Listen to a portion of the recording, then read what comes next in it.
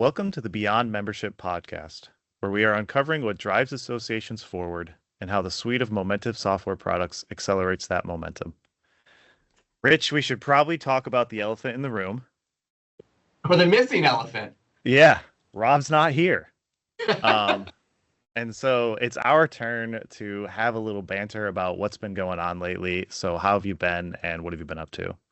Well, good to see you. Like you said, Rob's travel schedule prevented joining us today. So we said, let's press on. And it's good to see you, Jake. Same. I've been traveling. I just got back from Dallas just the other day. So how have you been? I've been great. Honestly, I don't know if you've heard of this new term called AI psychosis. Um, I don't know if I'm fully in AI psychosis, but I'm definitely I feel like things are moving so fast. I actually took a vacation recently, and I got back and I talked to Andrew Hewling, who's my boss here at Momentive, and the first thing on Monday, and I was like, I'm gone for a week, and I feel like I've been gone for a month. I don't know what to do. It's like crazy, and it's just because things are moving so fast, right? It's every day. It's just something new has happened, some new discovery. So I don't know, feeling a little bit like an AI psychosis, but it's fun as well. Now the real question the audience would probably want to know, did you use AI to plan your vacation? No, definitely not. Yeah, that just takes all the fun out of it. On vacation. So honestly, like I was driving my parents' car actually, and they have Blue Cruise. Maybe you guys have heard of Blue Cruise. It's basically like an autopilot for various car brands, and I hated it. It was horrible. So I used it, but I definitely found myself backing out of it frequently. They're probably wondering why I didn't want to use it so much. I'm sure they could use the feedback, but I don't know. I can't stand it. I don't know.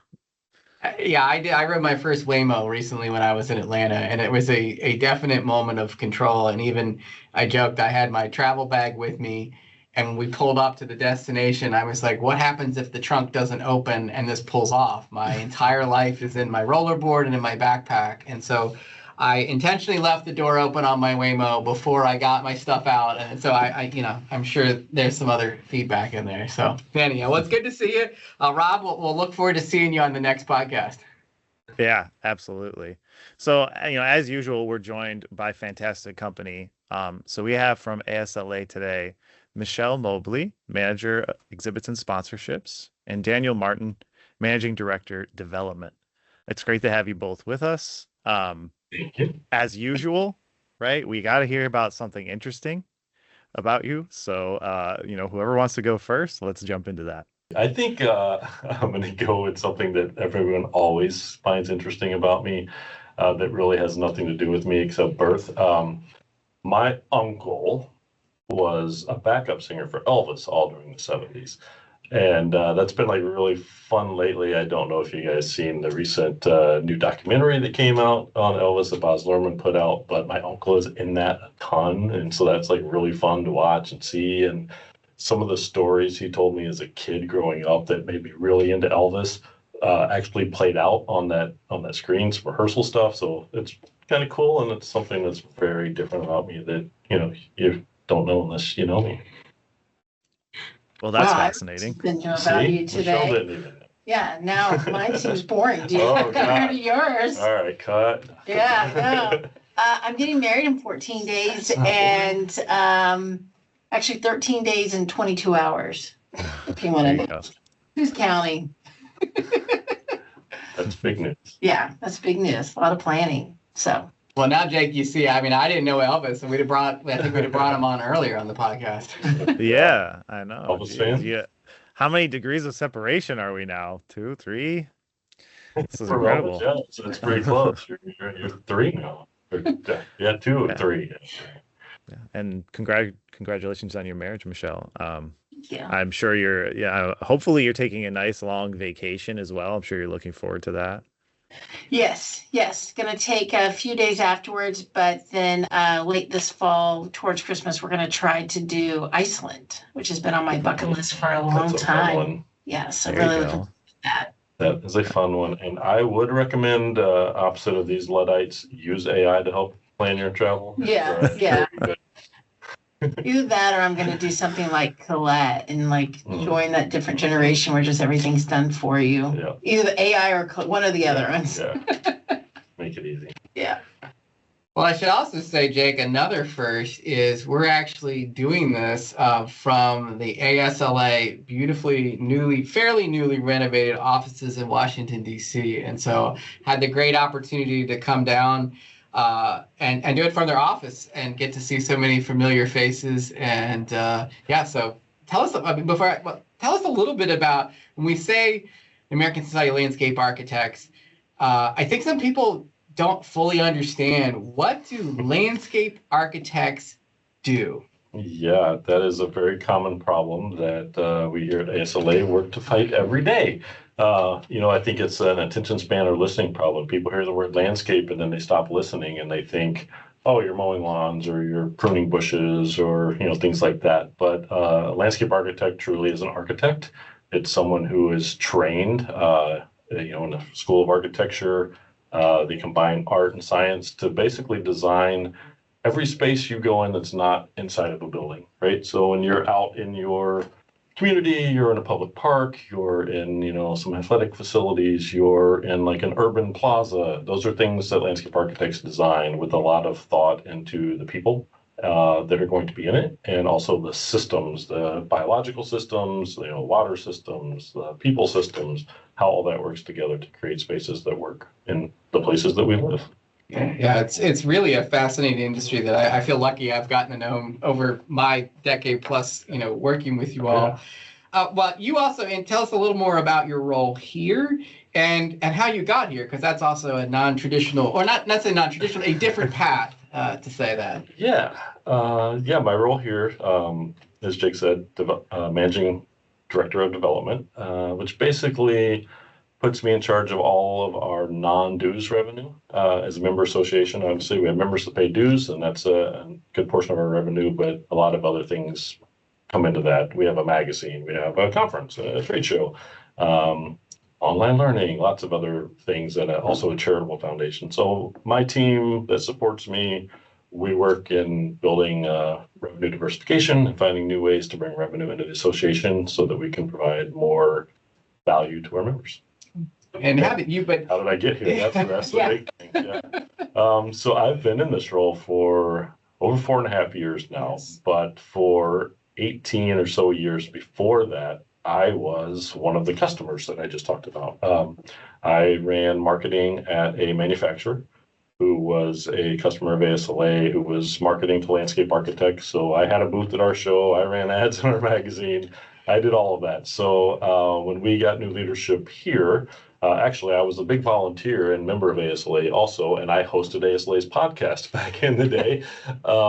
And when our new CEO here first started, he came on the podcast and I interviewed him, and we kind of hit it off. And when he was ready to look at creating this role, he thought of me, and the timing worked out great. And here I am on this side of things. And it's been fantastic to apply my knowledge from that side to this side and help grow our revenue.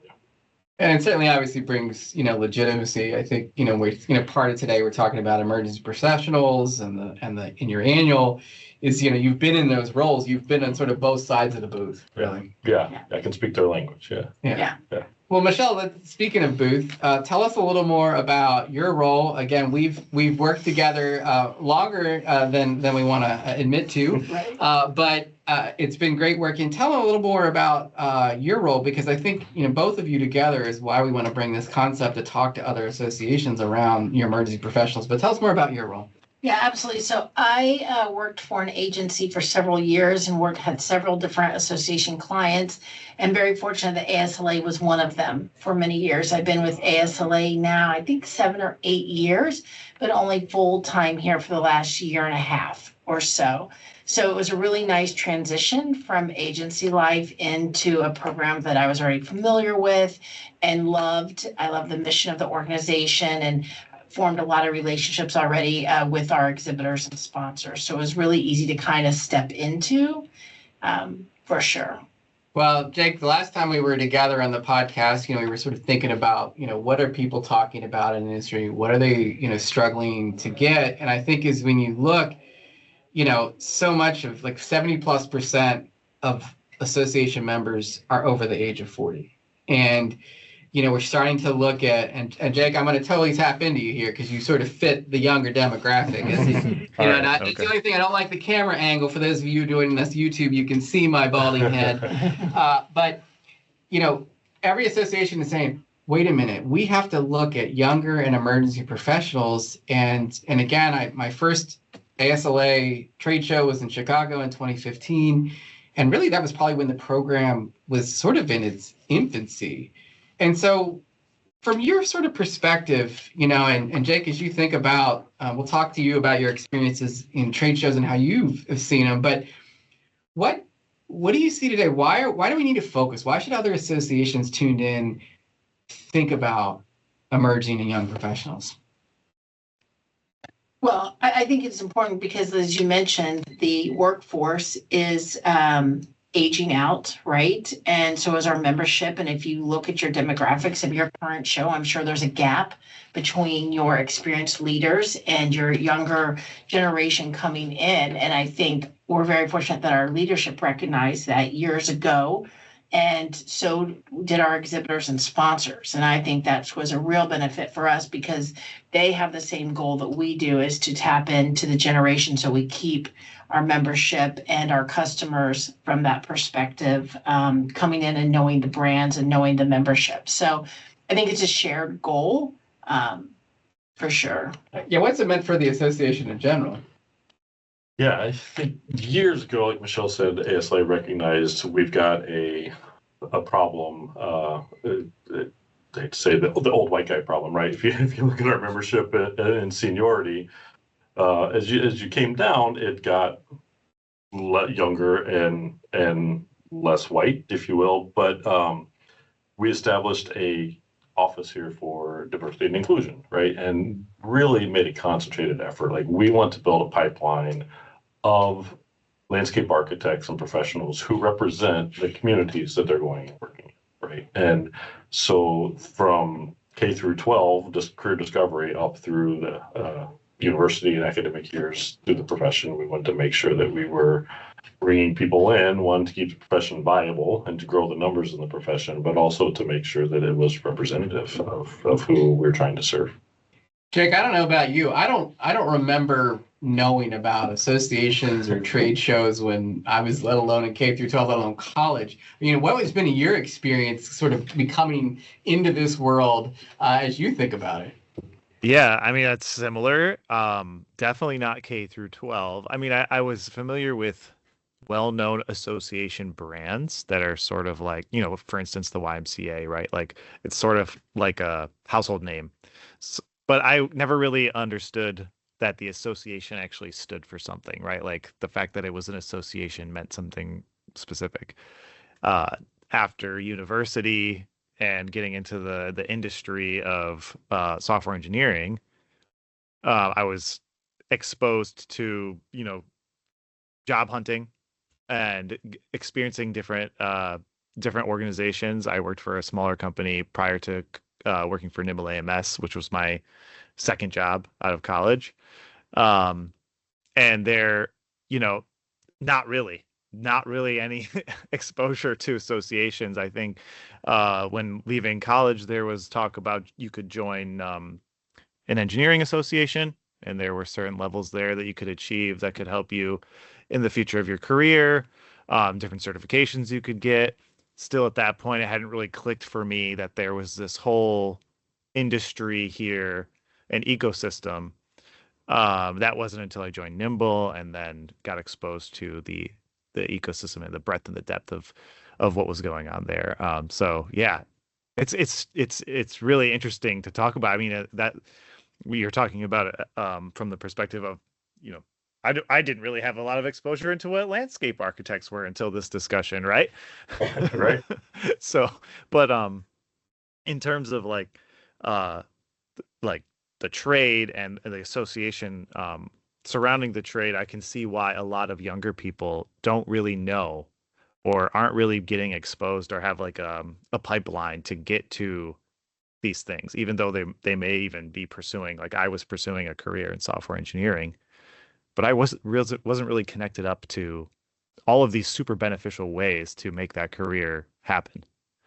Yeah, I think your example there, Jake, is exactly the problem we're solving for, Right. right? Like Right. we've got these students in college and letting them know, hey, we are the place for you to go to advance your career and to learn the extra things you need to learn and to grow. Yeah, so that's a perfect example of we're trying to reach you, man.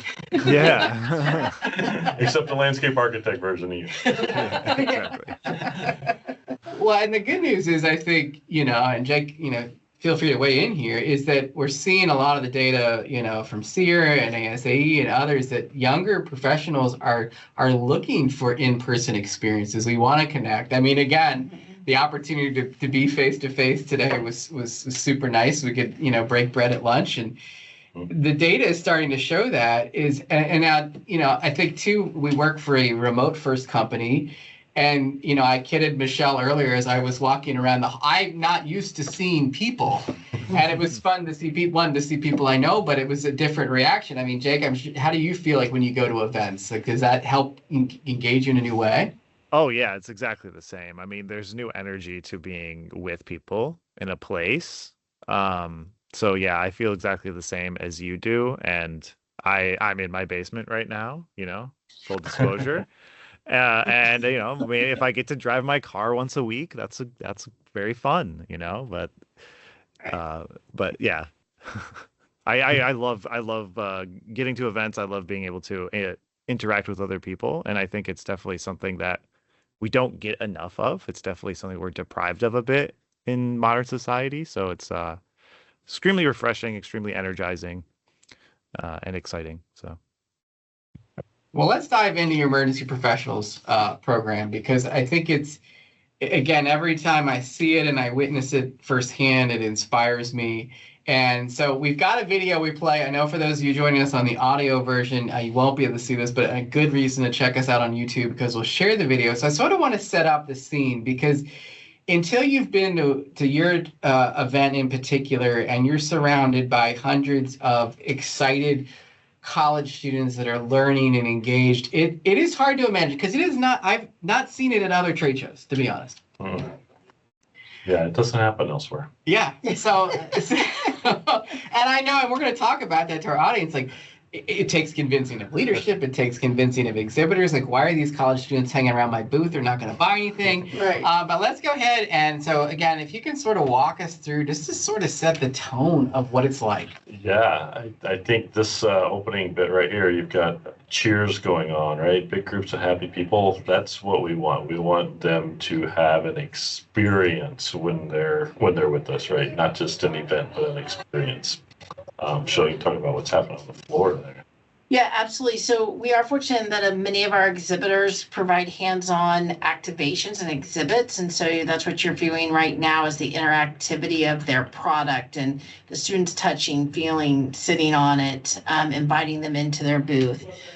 We also try to appeal for some of their love of sketching and presentations. We have an awards program dedicated to students. We have sessions dedicated to students and their portfolio reviews. Here's one of our fun things, alumni tailgate, where we engage them all to celebrate and represent their schools. So.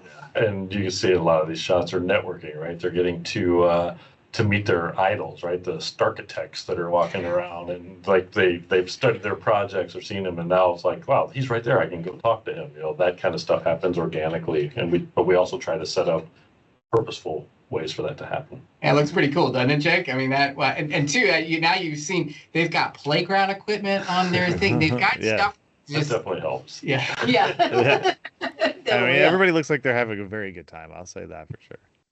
I will say, I generally, if I'm there, I do have to slide down at least one slide. For When sure. I'm on site. All right, well, let's get started, because I think, again, first off, when you see something like that, to me, I put you in that, more mature into an emergency professionals program. where did this get started? Like, how do you convince leadership? Because for our listeners, probably everyone saying, yes, tell me how to get started. Where did they get started to build a program this far along? It's a great question. And it goes back, I think, beyond what we're doing at the expo. It's kind of when the career discovery thing started. But even back when I was in my volunteer days, I talked about we started a leadership visit where ASLA president would go to universities and meet with students, right? So this like concept of the students being important started growing and growing. And then it's like, okay, now how do we get them to the conference? How do we get them fully engaged? And we have data that shows if a member attends our conference, their engagement level spikes dramatically and lasts longer, just from that experience of being together. So how do we get the students there? And we started small-ish. I think one of the first things we did was create a volunteer program where a student could come for free to the conference and attend for free if they volunteered 4 hours of their time while they were there. And that helped us really start building the number of students that were attending. And then it segued into, okay, now we got them here. How do we keep them engaged and excited so that they keep coming back? Yeah, absolutely. And I think the programs just kind of started organically growing out of that because we started recognizing their importance. And like you said, we have probably close to 1,000 students attend our conference out of 5,000 to 6,000 attendees. 1/5 of them are students. Well, I imagine too, when you had these, you had to think about the different stakeholders, right? Because there's some financial impact, how we market to them. When our listeners think about who has to be involved in the building these programs, I know probably a lot, but what were some of the key ones? Yeah, I think I came in with a lot of student importance, the importance of students and the momentum of that. Our CEO 100% gets it because we're an association. We need members in the future. They're the future members. We need to engage them. And then I think bringing in the CFO, like I said, looking at that, how the engagement spikes, and then not to look at them completely through economical terms, but what is the lifetime value of one of those students, right? If you get them engaged and excited and a part of what we're doing, now you've got a lifetime of membership dues. So I think everybody kind of got it, and we just had the perfect storm of leadership to actively pursue making it happen and growing. Yeah, I joked about our intro, Jake, but I mean, it's funny too, because when you look at that audience, it's hard to imagine as an exhibitor at first that this would be a beneficial thing to me because, I will be, obviously many of the products and services on your floor are incredibly amazing and expensive and, things like that. To see college students, it seems like it could be a disconnect or they're not my buyers. How did that conversation go? Yeah, and I think it's one of those things like if you build it, they will come, right? And I really think it was that we had a few key exhibitors or sponsors start to sponsor some of the student programs. And then the other exhibitors were like, oh, why would they do that, right? And then I think too, within this field, it is the younger associates that's calling and doing the grunt work in order to get product spec'd, right? And I think some of our exhibiting partners realize that those students are making the recommendations up to the decision makers and helping our partners remember that. Yeah, definitely. We've established, I used to be on the other side of things, and my former company was very heavily involved in student outreach. It was founded by a landscape architect.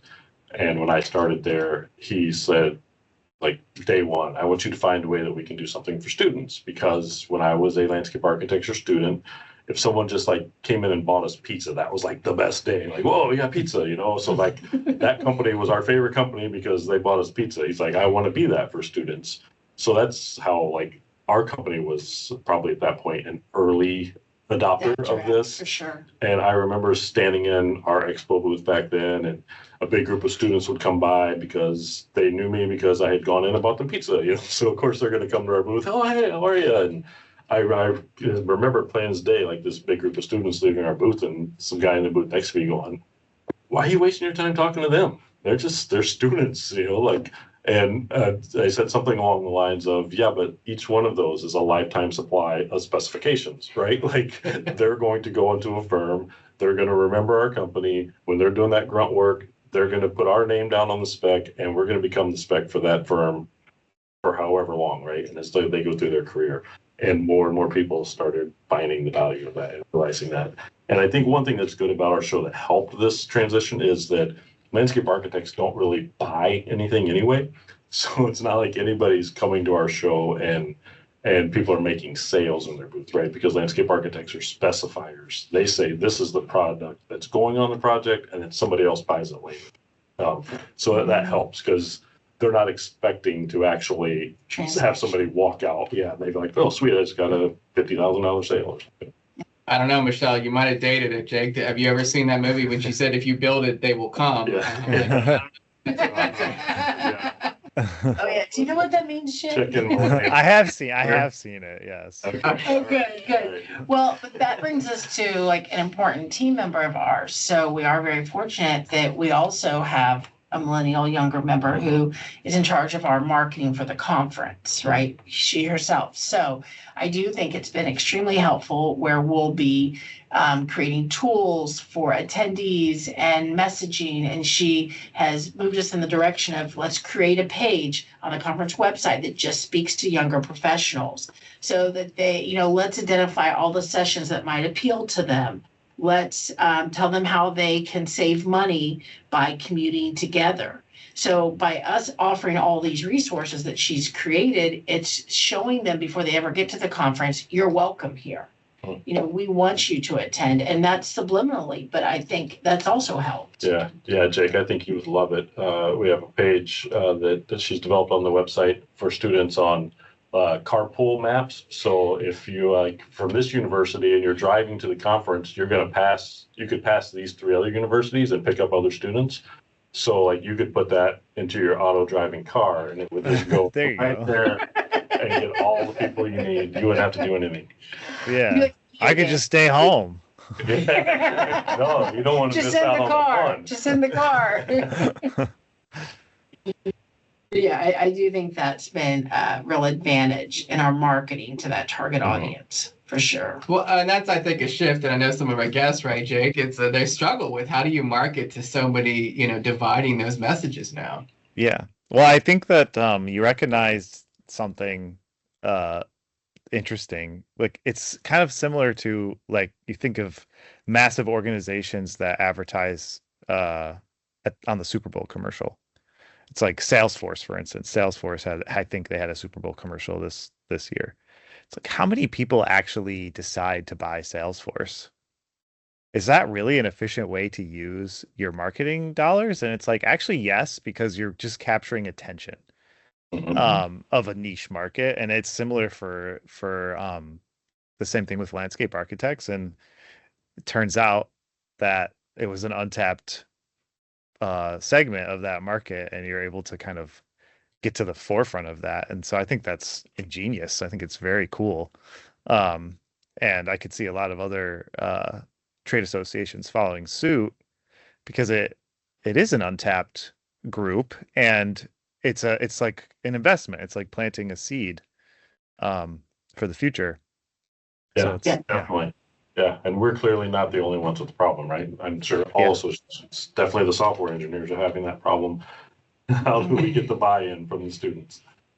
What what's interesting too is as I've watched the program grow, it is even seeing. I love Starchitects. That's a new one for me. Yeah, it's. I won't say I coined that phrase. It's definitely been around, but yeah, the big name guys, the people who are doing the work that everybody knows and everybody's seen.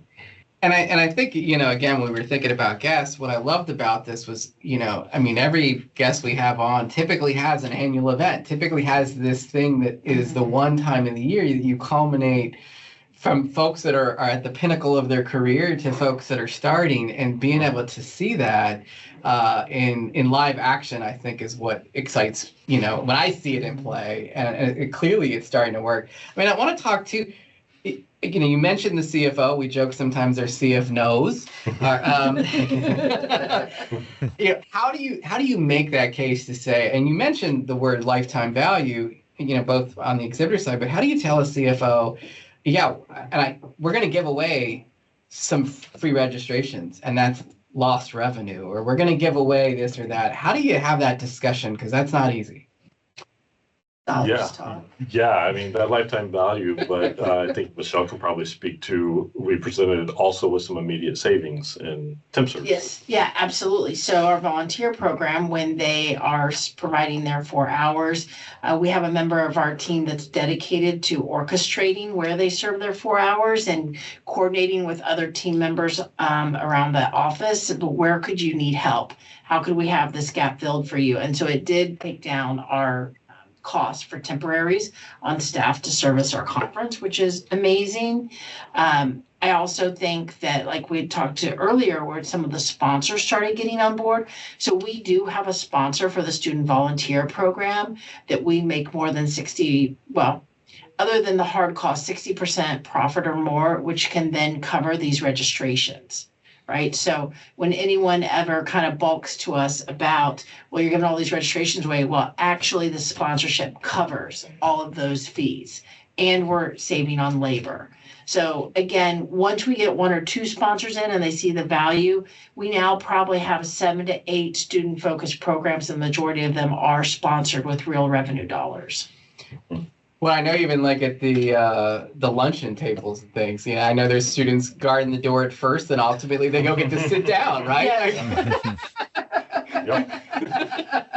I've witnessed that work in place, But I think that's really interesting. So let's talk too about other areas, education. Are there because again, I mean, students are I hate to say taking up seats, but right? I mean, how does that balance, or even how do you work with, the education team to say like, hey, how do we make sure we serve them and we're not distracting, those sort of things? So that's a question I imagine that people would naturally have. Yeah, how do we do it? Very carefully. That's Michelle's job. She's our education whisperer. Yes. Yes, I am the liaison to our education team for sure. But I think it's, when you design your floor and you design your conference, and we were talking to this earlier about the learning journey or the journey for each one, I think it's about providing multiple activities at one time. So, we have our concurrent sessions that's going on, but at the same time, we have a whole space called the Emerging Professional Zone, where there are presentations going on there that's just dedicated to students. There are awards programs that are going on that they're learning more. They can go and have their portfolio reviewed by senior professionals. So I think it's about balance act and making sure that there's an alternative for them to either go to sessions or go to a special activity for them. So I think it's just being very thoughtful in that design and what's going on and what's being offered all at once. How have you partnered with, you mentioned college and university, because again, I think everyone sees that as a natural, oh gosh, there are students in this. How do you nurture those programs? Because I feel like that's another sort of question that our folks would have. Yeah, in direct relation to the conference, how do we involve them? We have a wonderful event, which the video showed quite a bit of with the cheering and stuff, called the Alumni Tailgate. And we reach out and invite each of there's 86 universities that have landscape architecture programs. We usually get about 50 of them or so at a conference that buy a table that gets put in the expo floor at a certain time at the close of one of the days, and we have the alumni tailgate party, and we encourage each of the schools to decorate their table in their area in school spirit, and we have judges, wonderful judges, often including Rich, who put on great judge robes and walk around and rank each table for 2 or 3 different things. What do you do? Spirit, design, and what, general noise? I don't know. Yeah. But wow, it's a really exciting, fun time in the expo, and it allows those universities to kind of show their spirit and their pride, and they get alumni together with students, which is again another organic networking opportunity we offer for the students, where they immediately have a connection with these professionals because they share an alma mater, right? So there's something to talk about And that creates a lot of fun. It becomes electric in the hall. I Yeah. feel like the energy is very electric, and the team that sponsors it, like they get, last year they got a little emotional of the energy and the excitement of the students as they got to announce, we have the sponsor MC the awards for the program and announce it. And they were a little misty eyed, like they really enjoy it. But also, we're adding this year for the first time. It sounds a little primary, but I think it's going to go over great. Is we're going to have a school spirit day, one of the days of the conference where the alumni tailgate takes place. And one of the purposes behind that is encourage everyone to attend the conference to wear their alumni garb or whatever, is so that if a young professional sees an older professional, they instantly feel safe talking to them. We joke, we have some members on staff that all went to Ball State. We just go chirp, chirp. And everyone knows what it instantly, we have a bond, right? We know what chirp, chirp means. And so we're hoping to kind of create that this year. But again, it's creating environments that allow for those connections to take place. Yeah, Jake, I mean, that's a great example. Like, if you could connect somebody instantly by a shirt at your university at an event, you'd have somebody to talk to right away, right? Yeah, you immediately have someone to engage with. And I think it's really interesting, those opportunities where it's kind of like a win-win-win. The association is winning because everyone's there. You've got alumni are connecting and having I would say probably maybe a more lively environment that they're used to post college in this moment, which was probably pretty fun. And then you have that breakdown of the social anxiety where you can network with other people. And so I think it's interesting how that everybody kind of gets something out of that. The students are getting an opportunity to network in their field that they're going into. The alumni are able to potentially recruit new talent. So really cool. Yeah, I mean, I may have been bribed once or twice by free drinks. For drinks. Media Challenge is a very, and I will say the judges, we take it very seriously. It is. I mean, at some point, it sounds like there's high levels of integrity. It is all above board. The best is when we have to come back and actually, we've gotten to the point that it's gotten so big. I mean, before it was a lot easier when I first started judging, and now we have to take like photos and videos because we were like, was that Utah or was that? And some of this, and it's hard too as a judge because some of the schools, I mean, Jake, you saw a little bit of the video. I mean, are bringing props and mascots and pom-poms and then incorporating exhibitor materials. Yes. Yeah, that's always fun. If they happen to be adjacent to a playground structure and they're all over it cheering, and it gets pretty exciting. Well, I know we're going to run out of time soon here, but one of the things I want to talk about is again, I think everyone sees such a successful thing. How have you measured success? How do you continue to know? I mean, it sounds like every year you're building on it. And again, I've seen it, personally witnessed it grow.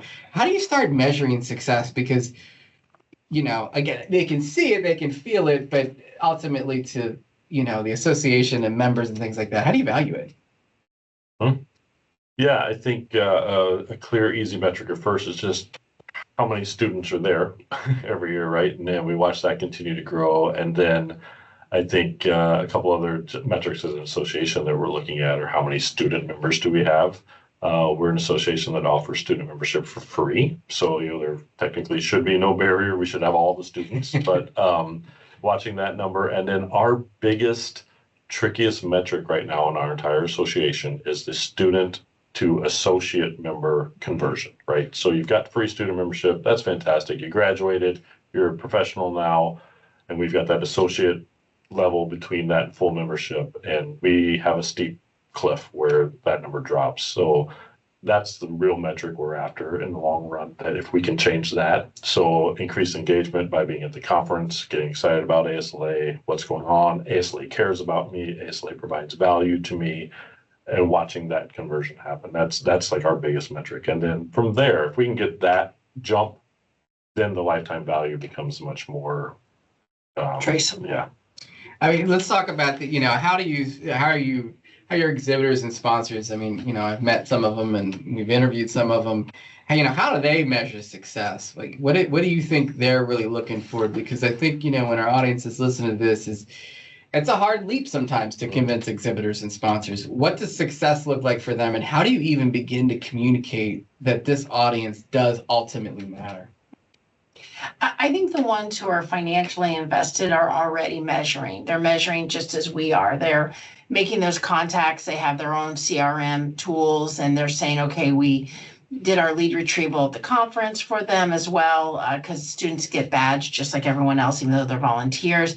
And then they're in their pipeline, right? And we had a sit down with one of our exhibitors, and he said, yes, we're tracking do they specify, and how many years out do they specify?